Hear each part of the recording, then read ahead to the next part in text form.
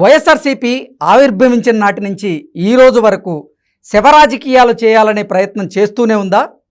అందులో భాగంగానే ఆంధ్రప్రదేశ్లో ఈ పింఛన్దారులతో రాజకీయ క్రీడను ప్రారంభించబోతోందా అంటే అవుననే సమాధానం ఇస్తున్నారు కొంతమంది రాజకీయ విశ్లేషకులు.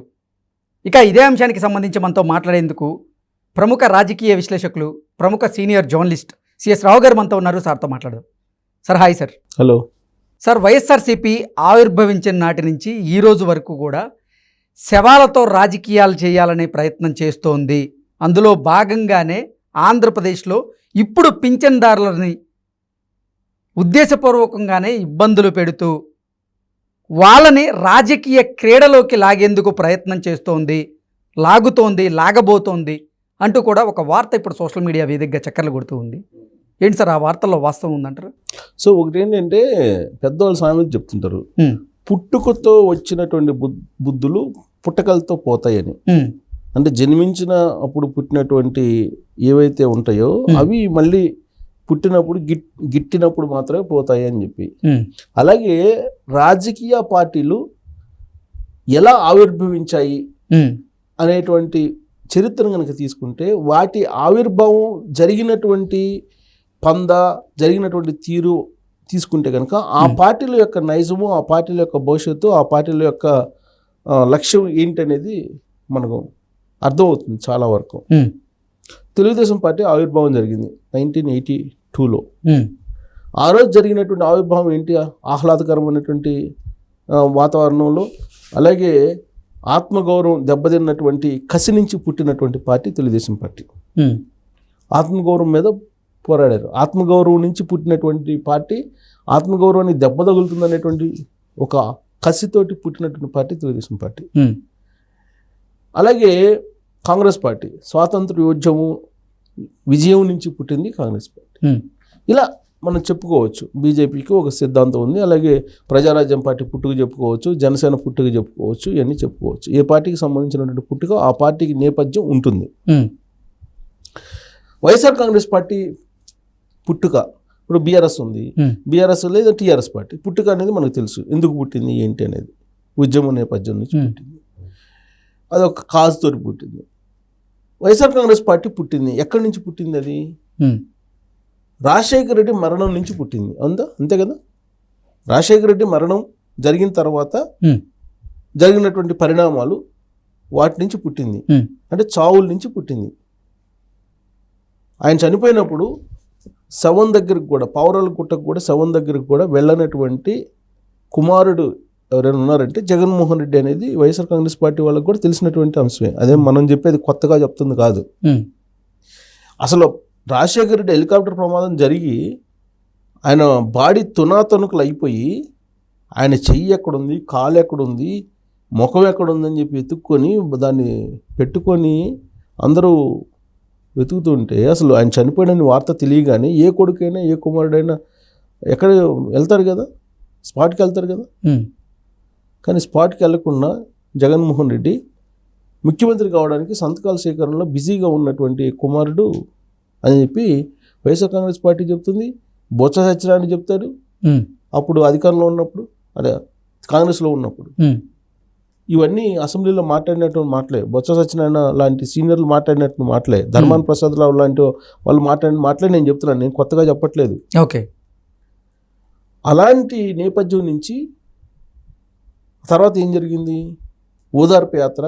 అంటే రాజశేఖర రెడ్డి మరణాన్ని తట్టుకోలేక చనిపోయినటువంటి వాళ్ళు అని చెప్పి ఓదార్పు యాత్ర ఒకటి మొదలుపెట్టారు. ఈ ఓదార్పు యాత్ర అనేది సరే కొంతమంది చనిపోయి ఉండొచ్చు, ఆయన మరణాన్ని తట్టుకోలేక. అక్కడి నుంచే స్టార్ట్ అయింది మోసం, శవ రాజకీయాలని. సాధారణ మరణాలను కూడా రాజశేఖర రెడ్డి మరణాన్ని తట్టుకోలేక చనిపోయారని చెప్పి నమోదు చేసి ఓదార్పు యాత్ర అనేది ఒకటి పెట్టి చేశారనేది అప్పుడు సోనియా గాంధీ ఆ విషయాన్ని కూడా ప్రస్తావించారు కదా. సాధారణంగా ఎవరైనా కుటుంబంలో ఒక వ్యక్తి మరణిస్తే అక్కడికి ఎవరైనా ర్యాలీగా వెళ్తారా, నినాదాలతో వెళ్తారా, విజయ సంకేతాలను చూపించుకుంటూ వెళ్తారా? కాబట్టి మీరు వాళ్ళకి ఏదైనా సహాయం చేయదలుచుకుంటూ ఏదైనా సహాయం చేయండి. కానీ ఇలాంటి ర్యాలీలు తీస్తూ, రోడ్ షోలు పెడుతూ మీ బల ప్రదర్శన చూపించుకోవడానికి ఆ శవ రాజకీయాలు చెయ్యొద్దు అని చెప్పి సోనియా గాంధీ అప్పట్లో చెప్పారు. అది నచ్చలా వీళ్ళకి, నచ్చక అక్కడి నుంచి కొత్త పార్టీ పుట్టింది.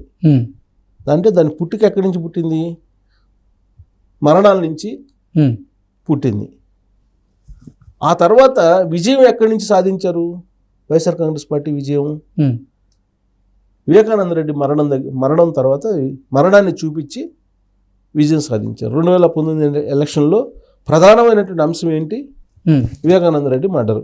వివేకానంద రెడ్డి మర్డర్ని తెలుగుదేశం పార్టీ వాళ్ళు చేయించారని నారాసుర చరిత్ర, రక్త చరిత్ర అని చెప్పి ఒక పుస్తకం వేసి చంద్రబాబు నాయుడు, బీటెక్ రవి, ఆదినారాయణ రెడ్డి, లేకపోతే ఇంకెవరు అక్కడ కడపలో ఉండేటువంటి కొంతమంది తెలుగుదేశం వాళ్ళు, వీళ్ళందరూ కలిసి ఒక కుట్రబడిని చంద్రబాబు నాయుడు చేసినటువంటి ఒక మర్డర్గా క్రియేట్ చేశారు. దాన్ని క్రియేట్ చేసి రాష్ట్ర వ్యాప్తంగా ఒక సింపతిని గెయిన్ చేశారు.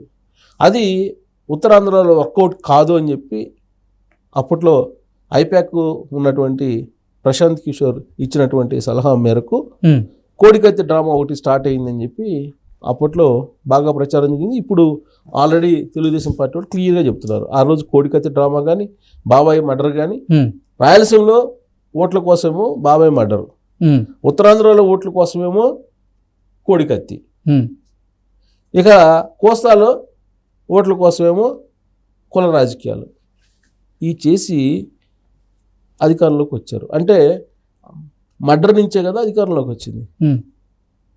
అంటే ఈ పార్టీ యొక్క పందా ఏంటి అనేది మనం point to point, pin to pin మనం విశ్లేషించుకుంటూ వస్తే ఆ నేపథ్యం అంతా కూడా మర్డరాలతోటి ముడిపడి ఉంది. ఇప్పుడు మళ్ళా 2024 ఎన్నికల్లో గెలవడానికి వాళ్ళు ఎంచుకున్నటువంటి పందా ఏంటి?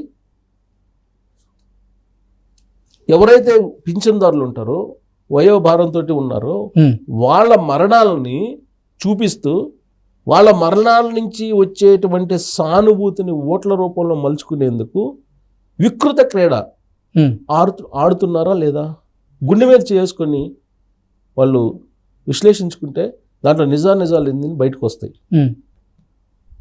పింఛన్లు, సామాజిక పింఛన్లు అనేది ఇవ్వాలి కదా, 1వ తారీఖు ఇవ్వాలి కదా, 1వ తారీఖు ఇస్తున్నారు కదా, 1వ తారీఖు నుంచి 5వ తారీఖు లోపల ప్రతి నెల ఇస్తున్నారు కదా.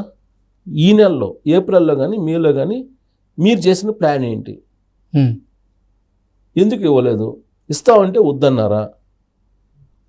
వద్దన్నారు. ఈ పింఛన్లు ఆపేసేలాగా కంప్లైంట్ చేశారని చెప్పి చంద్రబాబు నాయుడు మీద, తెలుగుదేశం పార్టీ మీద నెట్టేస్తున్నారు, ప్రచారం చేస్తున్నారు వాళ్ళ సొంత మీడియాలో.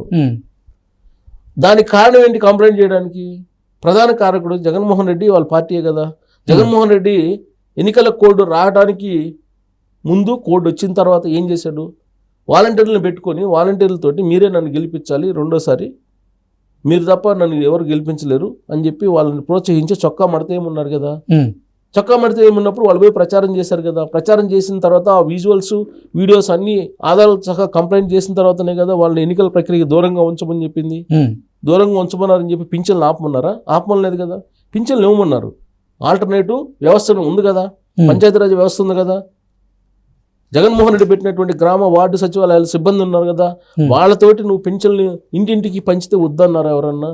అనలేదు కదా, ఎవరు వద్దనలేదు కదా. ఎలక్షన్ కమిషన్ కూడా చెప్పింది కదా, 6వ తారీఖు లోపల మొత్తం ఇంటింటికి పోయి పంచరామని చెప్పి.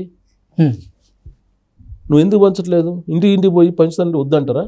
అలా కావాలని ఒక సమస్యని క్రియేట్ చేసి ఆ సమస్య నుంచి చావుల్ని బయటికి తీసి ఆ చావుల్ని ఓట్ల రూపంలో మలుచుకునేటువంటి ప్రయత్నం ఈసారి ఎన్నికల్లో కూడా చేస్తున్నారు జగన్మోహన్ రెడ్డి అనేదానికి 2 రోజుల నుంచి మనం చూస్తున్నటువంటి దృశ్యాలు కనపడుతున్నాయి. దీన్ని మరింత జటిలం చేసి ఇంకొంతమంది చనిపోయేలాగా కూడా చేసి కొంతమంది స్లీపర్ సెల్స్ ద్వారా ఈ శవాల నుంచి ఓట్లు దండుకునేటువంటి ప్రయత్నం అనేది ఇది దురదృష్టకరం. ఇలా జరగకూడదు. జరిగేలాగా ఎవరైనా చేస్తే అందుకన్నా దారుణం ఇంకోటి ఉండదు. సో ఆ పార్టీ నేపథ్యం అది కాబట్టి ఇదంతా నేను విశ్లేషించుకుంటూ వస్తున్నా. దయచేసి ప్రాణాలు తీయొద్దు. రాజకీయాలను నడిపితే హుందాగా ఉంటుంది అంతే తప్ప లేని సమస్యను సృష్టించి దాంట్లో నుంచి చావుల్ని క్రియేట్ చేసి ఆ చావుల నుంచి ఓట్లు రాబట్టాలి అనేటువంటి ఆలోచన భయంకరమైనటువంటి ఆలోచన. ఈ ఆలోచన రాకుండా ఉంటే బాగుంటుంది. శవ రాజకీయాలు ఉండకూడదు. ఇది మంచిది కాదు సమాజానికి అని చెప్పి మనం విశ్లేషణ చేసుకోవచ్చు. Okay sir, thank you so much. Thank you.